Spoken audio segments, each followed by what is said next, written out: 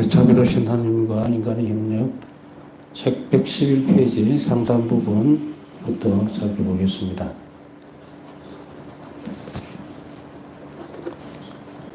지난 시간에 말씀드렸지만 죄의 신비, 특히 죄의 구성원들, 그러니까 죄가 얼마나 많은 이들에게 영향을 미치는가에 대한 부분들, 그것을 잠깐 살펴봤습니다.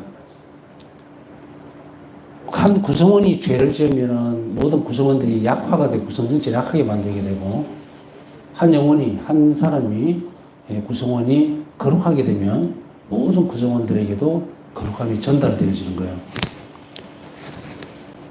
이 죄 자체가 엄청난 이 세상의 죄죠. 이 세상의 죄에 대한 인식이 없으면 우리는 어떤 행위와 처벌로만 넘어가요. 그러니까 이런 행위를 했으니까 요만한 정도의 벌을 받는다라고 얘기를 축소시킬 수 있는 가능성이 굉장히 많지만, 그러나 우리 그리스도교 안에서, 우리 신앙 안에서는 그런 법이 없어요. 죄는 실체적인 어떤 부분들이 있어서 우리가 손으로 딱 잡을 수 있는 부분들은 없어요. 그런데 죄의 근간이 되는 것은 악이죠. 그렇기 때문에 그 악의 뿌리를 살펴보면 정말로 말도 할 수 없을 만큼 많은 어떤 보이지 않는 영향을 미치고 있다는 것을 우리는 알 수가 있게 됩니다. 그래서 이게 죄의 신비인데, 어떤 한 사람이 이곳에서 죄를 짓게 되면 연대성의 문제가 나와요. 연대성의 문제라는 것은 같은 인간이라는 거예요. 그래서 한 인간이 연대적인 부분들을 하나님에게 창조됐고, 그것이 연대적인 부분이 있기 때문에 한 명이 죄를 짓게 되면 다른 사람에게도 죄의 결과물이 전달이 되어진다는 거예요. 근데 우리는 사실은 보면 이것을 가장 근처에서밖에 살펴보지를 못합니다. 하나님 은총 없이는 근시안적이라는 이야기예요. 다시 얘기하면 우리가 뭔가를 실제적으로 잘못했을 때에 눈앞에 드러나는 사람들의 피해만 보게 되죠. 그래서 그것만 보고서 이 죄의 결과가 이렇게 나타난다는 것 정도만 알고 있지만, 그러나 이 죄의 결과, 다시 한번 그 죄를 짓는 순간에 이것은 독가스가 좀 퍼져버린다는 거예요. 물론 정면에 있는 사람이 가장 먼저 피해를 많이 보겠지만 이것은 보이지 않는 도화선이 됩니다. 혹시 그런 경험들이 있는지 모르겠지만요, 우리가 TV라든지 이런 매체를 통해서도 아마 봤을 거예요. 저는 뭐 낚시를 잘 하지도 못하고 또 낚시를 좋아하지도 않지만 물고기들 끌어모을 때에 이 떡밥이라는 것을 만들어서 던져주더라고요. 그걸 던져주고 나면 그걸 보고서 모여들죠. 딱 적절한 비유는 아니지만 우리 죄가 이런 거예요. 우리 죄는 요 덩어리 하나 고기를 잡기 위해서 탁 던져놓으면 그걸 보고서 냄새를 맡고 확 모여들어요. 그래서 우리는 교회 안에서 우리의 성덕에 대한 부분들도 키워나가야 되지만 죄 독성에 대한 부분들도 분명하게 인식을 해야 됩니다. 그래야만 우리가 고해성사를 볼 때 우리가 죄가 얼마나 많은 이들에게 영향을 미쳤는지에 대해서 하나님 활동에 반대되는 거잖아요.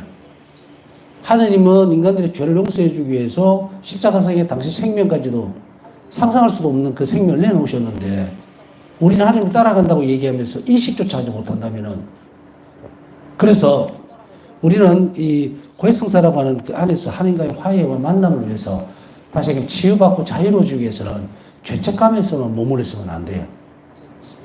가슴이 아프다, 너무 잘못됐다, 막 울고불고 이 죄책감이거든요. 이래서는 또 합니다. 또 죄를 지어요. 그러니까 대부분 보면은 죄를 계속해서 반복해서 짓거나 악습이라고 얘기하는 그런 쪽으로 가버리는 사람들에게서는 가장 중요하게 고쳐야 될 것이 죄책감에서 죄의식으로 넘어가야 하는 거예요. 그래서 제가 이 말씀을 드리는 건 의식적이어야 한다.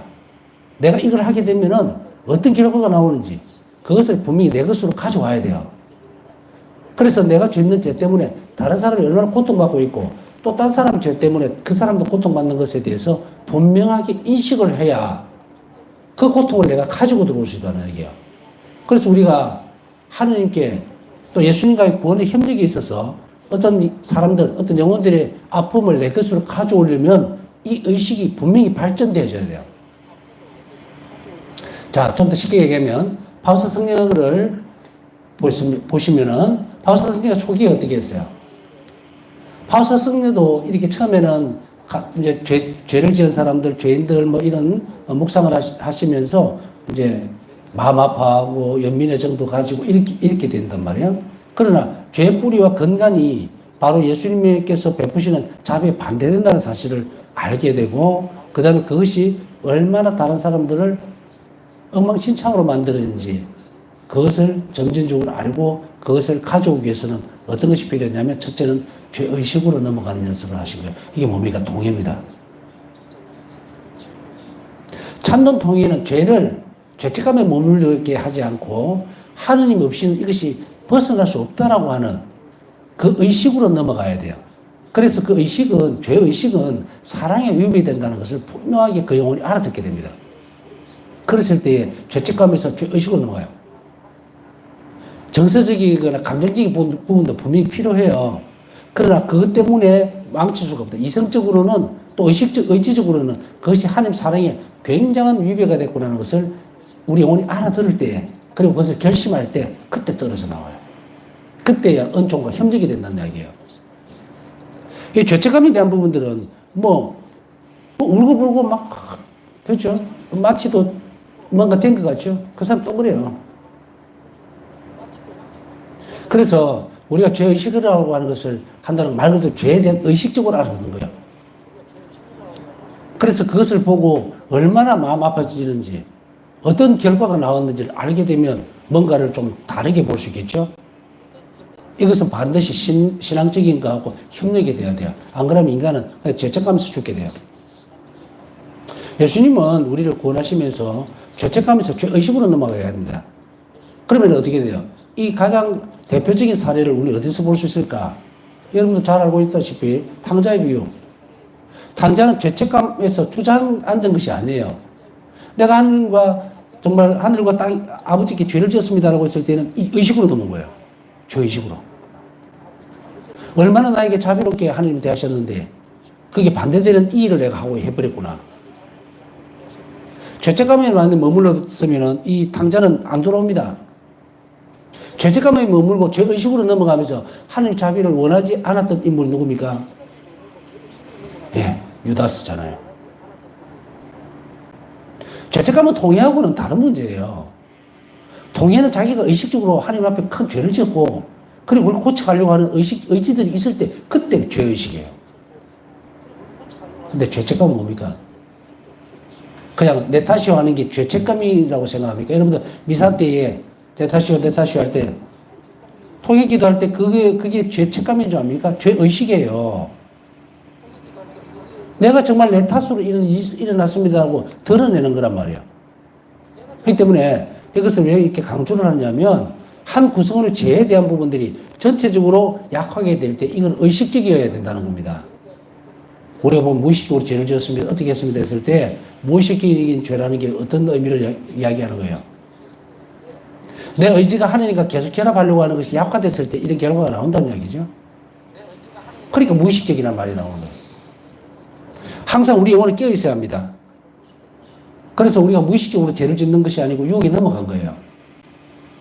그럴 때는 아주 하등적인 부분의 죄단 말이죠. 그렇다 하더라도 우리 영성생활 하면서 하나님께서 요구하고 있는 완전한, 아버지께서 완전하신 것 같이 완전하게 되어야 된다면 그 완전함에 가기 위해서는 반드시 이것까지도 없어져야 되겠죠. 그래서 계명과 모든 것들을 할 때에 이것을 의식적으로 해야 돼요. 내가 죄책감으로 이루어지면 안 됩니다. 죄라는 거는요, 의지하고 결합이 돼야 죄가 돼요. 악한 행위와 내가 의지가 붙어버리면 그게 비로소 죄가 형성이 되어버려요. 왜? 내가 의지적으로 그걸 해야 되겠다. 좀 도둑질 해야 되겠다. 좀 훔쳐야 되겠다. 하고 내 의지가 딱 결합이 되는 순간에 무엇이 튀어들어옵니까? 마귀가 쫙 자기 편이라고 잡아가요. 야, 이 내하고 같은 과네? 이렇게. 그 결과는 뭡니까? 죽음이에요. 단순하게 이루어지는 이런 것들. 그래서 우리는 사랑의 의지를 계속 키워나가야 합니다. 그렇지 않으면 의지적으로 죄로 넘어가 버려요. 그래서 이 관계의 그 갈래를 연습하고 내가 영원히 자유로워지려면 하나님 앞에서 더 많은 평화를 누리고 더 자유로운 것을 연습하려면 의식을 계속해야 돼요. 이게 뭐냐? 매번 파우사 성녀가 돌아가실 때까지 하셨던 통해입니다. 그 죄의식의 가장 중심부가 어떤 것이었었느냐면 예수님처럼 당신께 의탁합니다라고 하는 저거예요. 나는 오늘 하루 하나님께 얼마나 의탁하지 못했던가에 대한 것. 걸음으로 인해서 이웃에게 자비롭지 못했던 것이 무엇이 있었던가에 대한 것에 초점이 맞춰지면 그 사이에서 이루어지지 못했던 그게 죄의식이라는 거예요. 내가 하나님께 의탁하지 못했던 순간에 죄가 생긴 거고 내가 이웃에게 자비롭지 못했던 순간에 죄가 생겼단 말이죠. 그걸 내가 의식하는 거예요. 이게 죄의식이라. 그것을 고백해내면 은총은 협력을 해주는 거예요. 우리가 해야 될 일은 바로 이런 것들이다. 그래서 이것을 점진적으로 자꾸 키워나가고 연습을 해야 됩니다. 그래서 이게 발전되면 내가 어떤 여러분들이 뉴스를 보거나 뭐 어떤 정치적인 부분에 막 분노가 있죠? 이거 전부 다 죄예요. 그런데 이것이 내가 어떤 때 확 끌어 넘칠 수 있죠?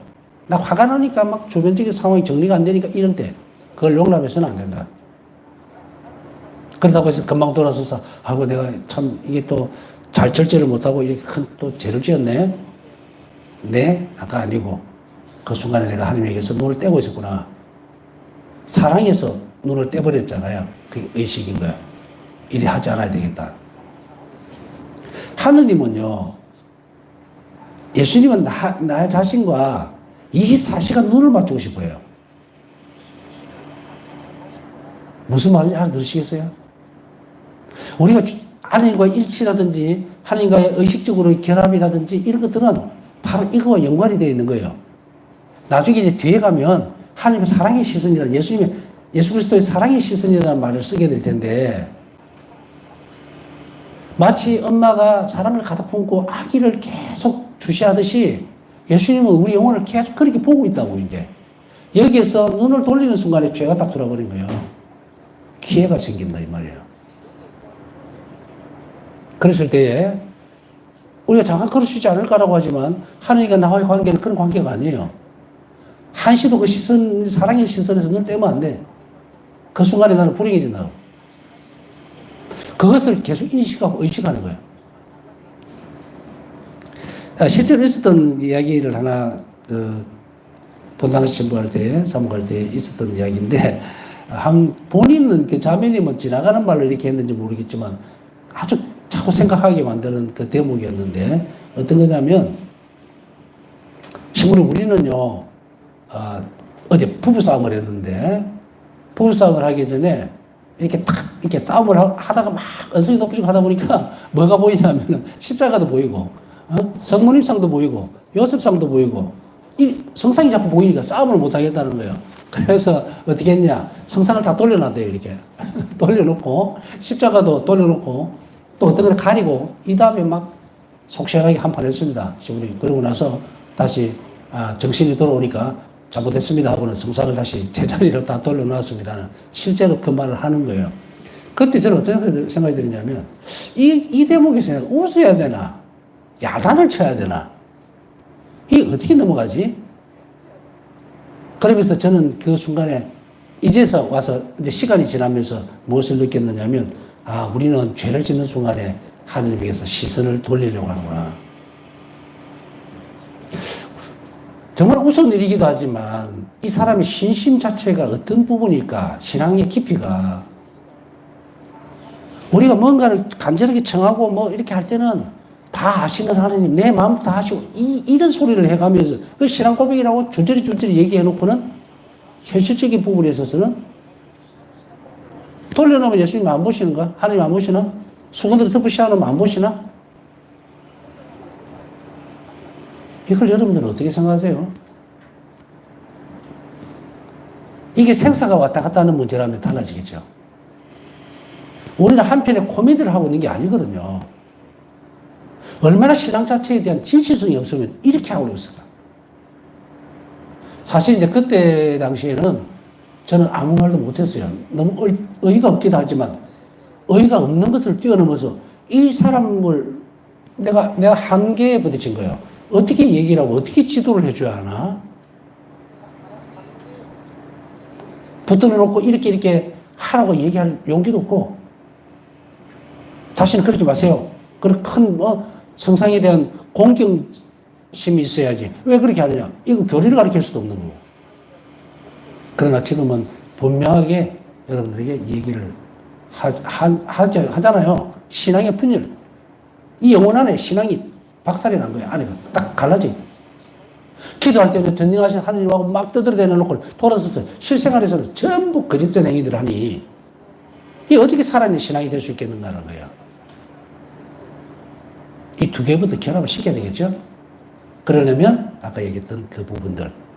여러분들은 이제 하나하나를 갈래를 이렇게 주면 새로운 것들을 계속 연습하세요. 아, 죄의식이 이런 거였나?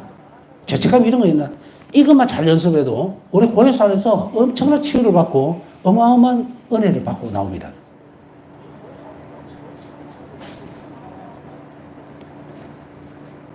요즘은 눈물이 말라서 그런지는 그런 분들을 잘 못 만납니다만 옛날에는 보면은 고해소 안에서 마치 내가 때리지도 않았는데 막 맞고 나오는 사람같이 펑펑 울고 나가고 어떤 때는 좀 민망할 때도 있어요. 뭐 훈계를 하거나 이런 것도 아닌데 혼자서 그냥 이제 터져서 이제 들어주는 것만으로 그때는 넘어가고 이랬는데 그러시면 안 돼요. 그렇다고 해서 뭐 자제를 하려는 말까지는 못하겠습니다. 하다 보면 욱할 때도 있고 정말 너무 하나님께 감사하는 마음도 나오죠. 그런 걸 얘기하는 게 아니고 주구장창 의식은 없고 죄책감만 남아가지고 어떻게요 뭐 내 때문에 아이가 이렇게 됐고요 막 왜 그러는데 못 알아듣겠어 무슨 말인가. 응? 주님을 떠났던 순간에 이렇게 죄가 지어졌기 때문에 저는 주님께 열심히 앞으로는 살아나가겠습니다. 그러니까 도와주세요라고 이리 가야 되는데 내 때문에 애가 잘못된 것 같아요. 왜 그러느냐, 왜? 분명한 사실은 하느님 가까이에 내가 없었기 때문에 그런 일이 벌어진 거야. 그럼 분명히 그 관계를 봐야 돼요. 이제 주님, 저는 이렇게 붙어 있겠습니다. 살려주세요. 이렇게 가야 되는데, 엉뚱한 일을 하잖아요, 자꾸. 그래서 오늘 말 나온 김에 갈래를 갈라준 겁니다. 죄책감은 죄식으로 넘어가는 좋은 미끄럼이긴 하지만 거기에 머무르면 절대로 발전을 못 한다.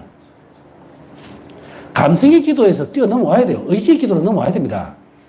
감성의 기도만 주저앉아 있다 보면은 참으로 하나님을 만날 수가 없어요. 이제 이 강의 듣는 분들 중에서는 이제 부부들도 있고, 그죠? 그리고 이제 또, 그 여러 부류의 어떤, 부분들이 있을 건데, 뭐 수도자도 있을 수 있고, 또 다 다르다고 생각하지만 같아요. 사람이 정서적으로만 막 감정적으로만 뭔가를 살아나가는 부부들 예를 들면 없습니다. 뭔가 따져야 되고 정확하게 질서를 지어야 될 것을 의지적으로 분명히 하고 지성적으로 판단하고 해야 되죠. 그게 사랑이에요. 어우러져서 조화롭게. 그러니까 가장 중심적인 서로를 위한 것이 딱 박혀 있으면 돼요. 근데 기도도 마찬가지예요. 하나님 나하고 감정적으로 정서적으로 막 들떠서 울고 불고 이게 정말 참된 기도의 모습이라면 침묵의 기도는 왜 가장 중요한 기도가 되어 있을까요? 나는 침묵 가운데서만 머무른다는 예수님의 이 말씀은 뭔가 이게요? 잘못되어 있죠. 그러나 단계입니다. 단계. 감성의 기도 다음에 의지의 기도가 나오는 거예요. 그러니까 여기에 머물러 있다면 넘어가시라 이 말이에요. 그러려면 죄책감에서 의식으로 넘어가라. 자, 종합하면 십계명의 요구사항과 의무들은 그리스도에 완전해졌고 이는 그리스도의 완덕의 핵심이 됩니다. 왜냐하면 새 계명은 자신을 사랑하는 자의심을 뛰어넘어서 생명의 원천이신 하나님께로 향하라고 권고하기 때문이에요. 제가 죄책감과 죄의식에서 말씀을 드리고 감성의 기도에서 의지 기도를 거부하라는 것은 뭐냐면 의식적으로 인격적인 하나님께로 향하라 이 말이에요. 하나님을 만나야지 왜 중간에 서가지고 다른 걸 만들어내려고 그러는 거야. 있어서는 안 된다. 포기한 겁니다, 이거는. 그렇기 때문에 그리스도의 생명 원천이신 하나님께 계속 가라는 거예요. 권고하고 있다. 이걸 함으로 인해서 그리스도의 사랑의 정신 안에서 이 도전을 실천할 때 이 도전이 뭐예요? 십계명입니다. 십계명은 지키기 쉬운 거 아니에요. 우리는 끊임없이 유혹에 시달리게 되고 어떤 물건을 보면 탐욕을 부릴 수밖에 없어요. 그렇기 때문에 이것에서 벗어나려면은 우리 스스로 뭐 도를 닦아서 수행할 수 되는 문제가 아닙니다. 이것은 하나님 은총으로만 할 수 있어요. 그러면 은총이 협력하려면 내가 어떻게 변해야 되는가의 문제가 생기겠죠. 신적 영역에서 내가 인간으로서 협력하는 것이지 내가 뭔가 수행을 하고 뭘 가져나간다고 해서 그게 드러날 수 있는 게 아니란 이야기예요. 돌을 갖고 밥을 못 만듭니다. 그러니 우리 돌이 하는 쌀을 달라고 하니까 가야 돼요. 하느님께 손에서 받아내야 된다는 이야기예요. 그러면은 이제 이것을 이 도전을 우리는 어떻게 해야 될 것인가? 제가 이제 자주 이렇게 말씀을 드리는 기도 중에 바울사 성령의 9일 기도, 그 기도문 안에 보면 꼭 9일 기도가 있는 건 아니거든요.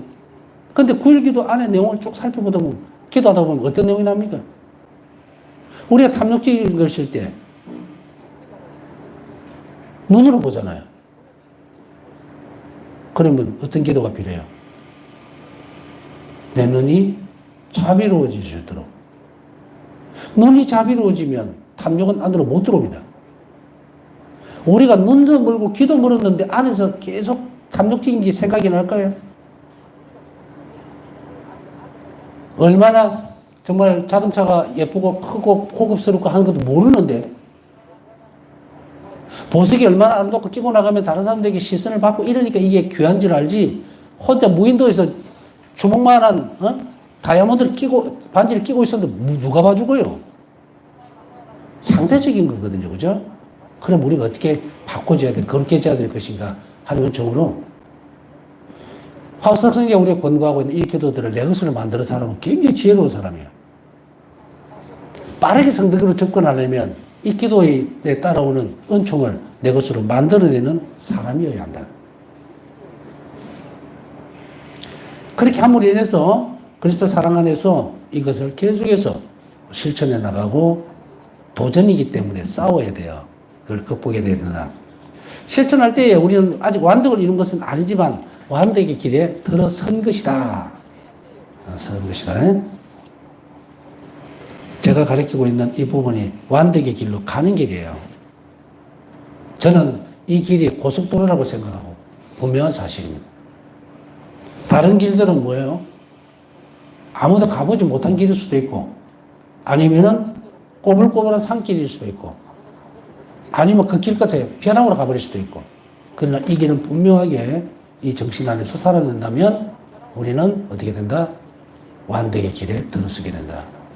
그래서 제가 앞에서 이 부분을 잘라내야 됩니다라고 했던 건 뭐냐, 이렇게 살면 감성적인 부분에서 우리가 계속 움직이게 되면 완덕의 길 자체로 못 넘어가요.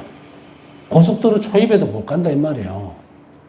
이런 사람이 어떻게 천국을 지향하면서 살 것인가? 다 망가져버리겠죠? 사실 우리가 신앙생활 하면서요, 기쁘고 즐겁게 위해서요. 표면적으로 보면 십자가는 없어지지는 않아요. 고통스러운 것도 안 없어집니다. 그렇지만 늘 고통이 우리가 밀어내야 되는 것만은 아니다는 거예요. 여러분들은 운동을 예를 들면 이제 연세 많으신 분들도 있고 하지만 이제 우리나라에서는 그런 게 많죠. 외국에는 거의 없는 걸로 아는데 공원마다 가면은 막 이렇게 운동하는 기구도 있고 그러죠. 또 산에 올라가 약속 떨어 가기 위해서 아침에 일어나면은 운동하러 올라가고 이러는 분 왜 그래요? 힘든데. 사람들이 이럽니다. 약수를 떨어가고 정상에 올라갔을 때 이런 얘기를 하죠. 올라올 때는 너무 힘들고 정말 짜증이 났는데 올라오니까 잘 왔다는 생각이 든다. 예, 고통의 보상을 받으니까 그러거든요. 근데 그 보상이 하나님이 약속해 주는 거라면 다른 문제죠. 그래서 이것을 우리가 잘 실천해 나감으로 인해서 완덕에 이르는 그 길에 제일 앞에서 씩씩하게 잘 갈 수 있기를 바랍니다. 자, 그 다음에 진목 8단. 사랑의 세 계명 외에 복음의 법인 8복이 있습니다. 자, 이제 사랑의 계명 살펴봤죠? 세 계명은 그 다음에 8복, 8가지 복이 있다. 복음의 법은 구약에서 맺어진 하나님 약속을 성취합니다. 약속은 한층 더 높여져 하나님 나라를 향한 것으로 밝혀졌다. 자, 이제 하나님의 구약에서 맺으신 하나님 약속의 성취가 뭡니까? 구약에서 맺어진 하나님 약속의 성취는 부활이에요. 영원한 생명 아닙니까? 그것이 신약에서 성취되었다.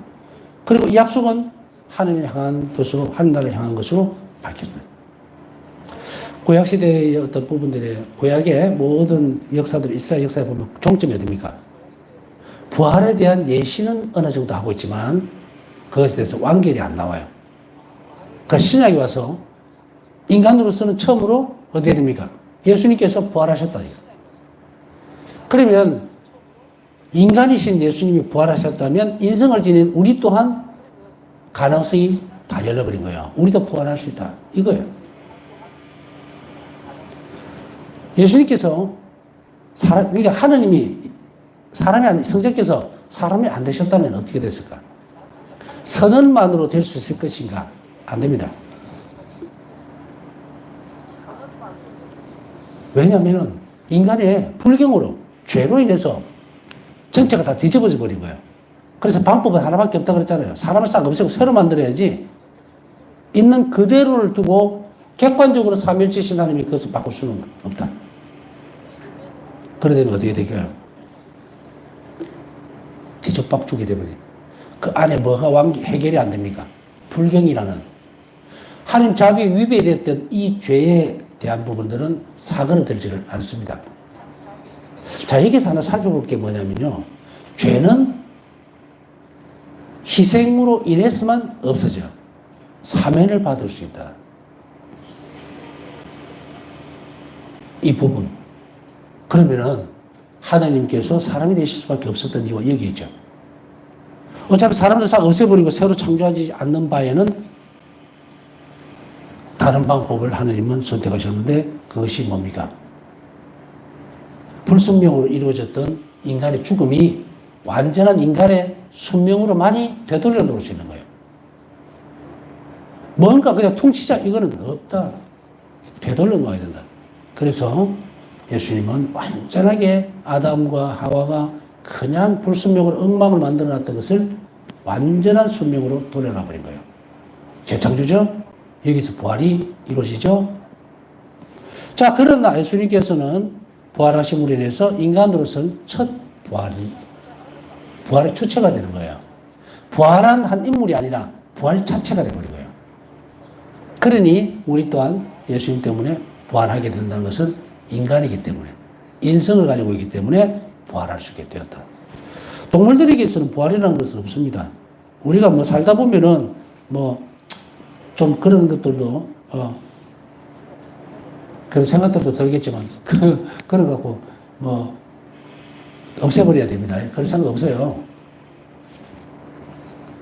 왜 이 말씀을 드리냐면 사람들 혹시나 잘못하면 엉뚱한 짓을 해요. 저도 이런 부분들, 여러분들 경험들이 있잖아요. 뭔가가 뭐 동물이라도 키우다가 아우 다음에 좀 좋은 데 가거라 이렇게라도 하고 싶은데 소멸됩니다. 그렇기 때문에 왜냐하면 영혼 외에는 영원한 생명이 없어요. 그런데 엉뚱한 짓을 하는 사람들이 많이 있다. 특히 뭐 다른 종교들에서 그런 해서 뭘 어떻게 하는지 모르겠지만 우리한테는 없다. 분명히 우리가 신앙적으로 할 수 있는 것들 그리고 진리적인 측면에 있어서 내 감정이 들어가 버리면 큰일 납니다. 그래서 진리는 진리 자체이신 그리스도 그분만을 따르고 움직일 때에 영원한 생명이 보존된다는 겁니다. 자, 하나님 약속은 이제 부활로서 그리고 영원한 생명으로서 보증이 되어버렸어요. 그러니까 약속이 한층 더 업그레이드 되어버렸다. 이제는 영원한 생명을 지향하면서 갈 수 있다 이 말입니다. 그리스도께서는 복음의 법을 통해서 하늘나라를 계시를 합니다. 그 다음에 참 행복을 보여주시고 이를 얻을 수 있는 길을 제시하신다. 참조는 가톨릭교에서 1967항입니다. 복음의 법을 통해서 하늘나라를 계시하고 참 행복을 보여주시고 이를 얻을 수 있는 길을 제시해 주신다. 자, 복음의 법이 뭘까요? 우리는 복음의 법을 하나하나씩 이제 살펴볼 수 있습니다. 그곳에서 바로 복음의 법은 권고입니다. 권고. 하늘나라를 가는 길을 보여주는 거예요.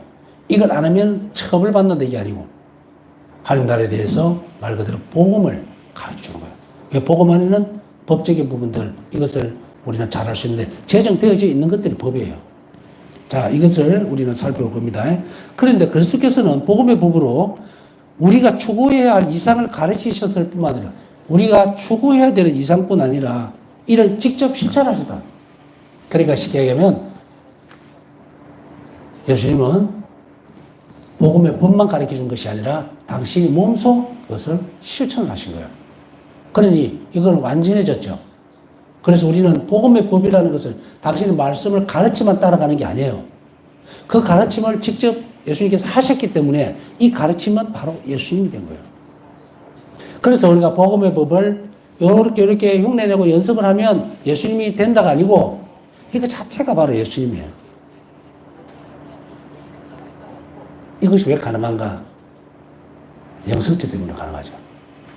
내 안에 있는 예수님과 가르쳐 주셨던 복음의 법이 만나버리면 하나가 돼요. 이걸 통해서 우리는 예수님과 한 몸이 된다. 이걸 보여주셨고 동시에 우리가 이를 실현할 수 있도록 도와주시는 안내자가 됩니다. 자, 복음의 법을 예수님께서 가르치시고 난 뒤에 그 다음 몸소 공생활 중에 가르쳐 주시지 않으면 우리는 길을 잃어요. 어떻게 하는지는 모릅니다. 마치 학원에 갔는데 학원에서 이제 요리 학원이에요. 요리 학원에 가서 이제 쭉 적습니다. 재료도 없이 그냥 이론적으로만 막 가르쳐요. 호박 3분의 1, 쭉 적어놓고 이렇게 해요. 그러면 이렇게 하면 요리가 됩니다. 아주 맛있게 될 거예요. 이렇게만 딱 해버린다면 어떻게 되겠습니까? 해볼 엄두도 안 나고 사람이라는 게 뭔가 맛이 있고 뭐가 보여져야 되는데 그게 아니고 이론적인 측면에서 딱 가르쳐주고 끝나버리면 어떻게 되겠어요? 그래서 우리가 요리 학원도 보면 재료를 가지고 만들고 선생님이 시범을 보여주고 자, 요런 맛이 나도록 해야 됩니다. 해야 따라가잖아요. 뭐 쉽게 얘기하면 그렇다는 이야기입니다.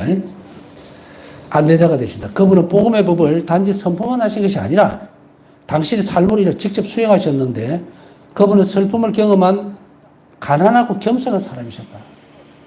복음은 지목팔단이에요. 가난한 사람이 행복하다. 근데 바치죠. 가난한 사람이 행복한데 이게 복음이에요. 복음이니 복이 있다 이 말이거든요. 가난한 사람은. 근데 우리가 이성적으로 받아들이면 어떻게 됩니까? 가난하면 그냥 서럽고 남한테 무시당하고 그죠? 내가 뭔가 이렇게 뭔가 좀 하려고 해도 그것도 욕구의 일부거든요. 뭔가를 문화적인 뭘 찾아 한다든지 이거는 너무 과하지 않는 한은 그건 누려야 되는 부분들이란 말이에요. 최소한의 어떤 부분들까지도 난 하지 못하는 그런 상황이라면 비참하고 이럴 건데 이렇다면은 누가 좋아하겠는가? 가난은 아무리 감추려도 표가 난다는. 그런데 여기서 우리가 잘못 알고 있는 것은 뭐냐면 예를 들어서 가난이 쭈그려져서 자기 자신이 억압받는 그런 상대적으로 되어지는 그런 부분이 일뿐인데도 불구하고 우리는 그 가난 자체를 절대적으로 받아들이는 거예요. 그래서 가난, 부자 이렇게 나눠져. 이 잘못된 것이 어떻게 복음이 되는 거예요? 안 돼요. 하나님은 가난한 사람이 복이 있었다고 할 때 이 가난의 의미를 알아들으면 이게 복으로 바뀌는데 우리가 알고 있는 개념들을 다 깨야 된다 이 말이에요. 그래서 예수님은 가난하셨지만 부유하게 사셨다는 게 뭔지를 몸소 보여주시는 거예요. 예수님은 공생활 하시면서 굶으신 적도 없고 가난하다고 무시당한 적도 없었어요. 물론 예수님이시니까 그렇다는 말은 하면 안 돼요. 당신이 몸소 하셨다는 말은 너희들도 똑같이 하면 된다라고 제자들 가르치셨다. 그리고 제자들은 그걸 똑같이 함으로 인해서 체험을 했어요. 그리고 이게 우리에게 넘어온 거예요. 이걸 전제로 해서 이제 하나하나 이 복음의 법을 어떻게 예수님께서 가르쳐 주셨는지, 그 안내를 어떻게 하고 있는지, 그리고 나는 그 길을 따라갈 준비가 됐는지, 그것을 우선적으로 먼저 지금 시간에는 결심을 해야 돼요. 이제 그리스도께서 직접 보여주셨던 그것을 아까 얘기했듯이 가난이란 이런 거다. 그런 사회적 개념이나 내가 가지고 있는 통념을 다 버리고 이제 주님께서 보여주신 그 길을 내가 따라감으로 해서 정말 참으로 복된 사람, 복을 누릴 수 있는 사람이 될 수 있겠구나는 그런 희망, 가능성, 그리고 그것을 통해서 하나님께 가야지 하는 것, 그 길을 우리가 잘 떠나기 위해서는 아까 얘기했듯이 요렇게 한 거는 내 개념들을 싹 다 버리고 백지로 만들어야 돼요. 그것도 은총의 일환입니다. 그래야만 잘 받아들이고 우리 삶이 변화되고 바뀌어 나갈 수 있어요. 뒷부분들은 차근차근 이제 배워나갈 거니까 우선 첫 입에서 첫 문을 잘 열어라 이 말이에요.